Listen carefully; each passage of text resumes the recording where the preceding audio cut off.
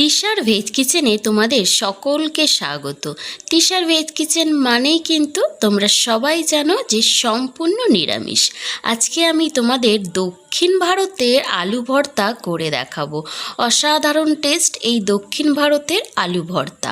আলু ভর্তা তো তোমরা অনেক ধরনের খেয়েছো, তাই না? কিন্তু দক্ষিণ ভারতের আলু ভর্তা কখনো খেয়েছো? তাহলে চলো আমি তোমাদের দেখিয়ে দিই কীভাবে তোমরা এই দক্ষিণ ভারতের আলু ভর্তা করবে।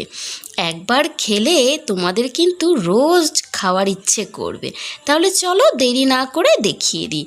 দেখো এখানে কিন্তু আমি আলু নিয়ে নিয়েছি। আলুগুলোকে আমি চোকলা ছাড়িয়ে নিয়েছি এবং সামান্য একটু লবণ দিয়ে কিন্তু আমি আলুগুলোকে সেদ্ধ করে নিয়েছি প্রেসার কুকার। এবার দেখো আমি কড়াই বসিয়ে দিয়েছি উনুনের মধ্যে। আমি দিয়ে দিচ্ছি সর্ষের তেল।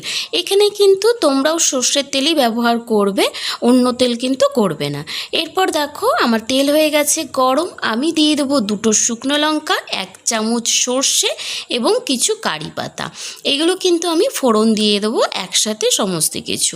ফোড়ন আমি দিয়ে দিয়েছি, একটু ভাজা হয়েছে, দেখো দেখতেই পারছো। এরপর আমি দিয়ে দেবো এখানে একটা গোটা টমেটোকেই আমি ছোট ছোট করে পিস করে কেটে নিয়েছিলাম, সেই টমেটোটা আমি এখানে দিয়ে দেবো। টমেটোটা দেওয়ার পর আমি 1 থেকে 2 মিনিট কিন্তু টমেটোটা দিয়ে কিন্তু একটু কষিয়ে নেব। এটা যখন দেখবে সুন্দর একটা গন্ধ বেরোবে তখনই মনে করবে যে টমেটোটার সাথে কষানো হয়ে গেছে। এরপর আমি দিয়ে দিলাম এখানে কাঁচা লঙ্কা ছোট ছোট করে কেটে রেখেছি। এরকম আমি একটু বেশিই দিয়েছি, তোমরা দেখে ভয় পেও না। আসলে যে যেরকম ঝাল খাও সেই অনুযায়ী কিন্তু কাঁচা লঙ্কাটা দেবে।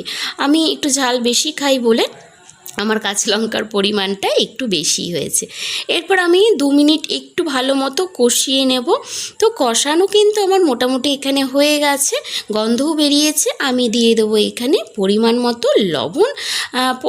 প্রথমে অল্পই দেবে, কারণ কি আমাদের আলুতে লবণ আছে। আর দিয়ে দিলাম আমি সামান্য একটু হলুদ। দেওয়া হয়ে গেছে। এরপর এটাকেও কিন্তু আমি 1.5 থেকে 2 মিনিট কিন্তু কষাবো।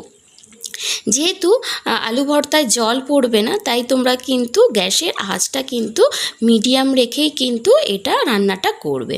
তো এটা যত কষাবে ভাজা ভাজা হবে তত কিন্তু একটা সুন্দর গন্ধ কিন্তু এর থেকে বেরোবে।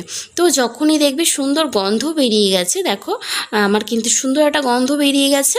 এরপর আমি এখানে দিয়ে দেবো যে সেদ্ধ করা আলুগুলো, সেই আলুগুলো কিন্তু আমি দিয়ে দেবো। তোমরা যদি চাও আলুগুলো আগে একটু হাত দিয়ে চটকে বা একটা হাতা দিয়ে ভেঙে তারপরে দিতে পারো। তো আমি কিন্তু আর ভাঙিনি, আমি আলুগুলোকে কড়াইতে দিয়েই কিন্তু খুন্তি দিয়ে কিন্তু আলুগুলোকে ভেঙে দেবো। এখানে যেহেতু আলু ভর্তাটা আলুগুলোকে পুরো একদম কিন্তু গলিয়ে ফেলবে না, একটা হয় না একদম আলুগুলোকে, যেটা আর কি আলু ভর্তা হয় একদম মাখা হয় আলুটা, সেরকম কিন্তু হবে না। এটা কিন্তু একটু আস্তে আস্তে থাকবে আলুটা, মুখে একটু একটু পড়বে, সেরকমভাবে কিন্তু আলু ভর্তাটা হবে। তো সেই কারণে আমি কড়াইতেই কিন্তু খুন্তি দিয়ে দিয়ে এটাকে ভেঙে নেব। দেখো আমার ভাঙা হয়ে গেছে আলু ভর্তাটা, দেখে বুঝতেই পারছো যে একটু একটু দানা দানা রয়েছে আলু ভর্তাটা। এরপর আমি 2 থেকে 3 মিনিট কিন্তু আলু ভর্তাটাকে মিডিয়াম আঁচে কিন্তু কষাবো। দেখতেই পারবে যে আলু ভর্তাটা যখন রেডি হয়ে যাবে একদম, তখন দেখবে যে কড়াই থেকে কিন্তু আলু ভর্তাটা ছেড়ে দিচ্ছে।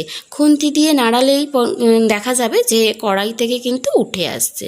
তখন তোমরা মনে করবে যে আলু ভর্তাটা কিন্তু একদম রেডি হয়ে গেছে। তোমরা তার আগে একটু নুন দেখে নেবে যে ঠিকঠাক আছে নাকি। দেখো আমি 1.5 থেকে 2 মিনিট বা 3 মিনিটও করতে পারো, অসুবিধে নেই। আর গ্যাসটা কিন্তু মিডিয়াম রেখেই কিন্তু তোমাদের কষাতে হবে আলু ভর্তাটা।